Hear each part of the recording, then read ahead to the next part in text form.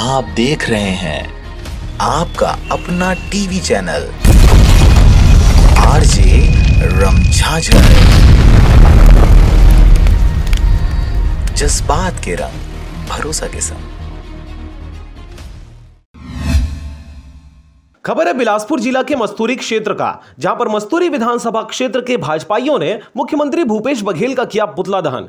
पाटन क्षेत्र के बठिना ग्राम में एक ही परिवार के 5 लोगों की दर्दनाक तरीके से हत्या कर दिया गया था।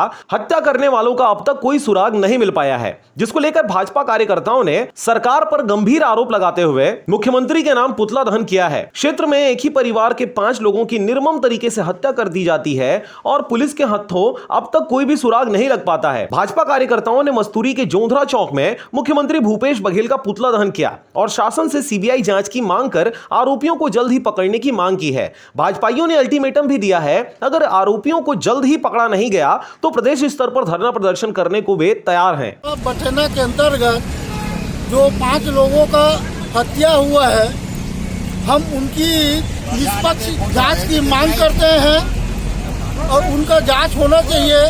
उसी तारतम्य में आज हम लोगों ने मुख्यमंत्री भूपेश बघेल का पुतला दहन किया।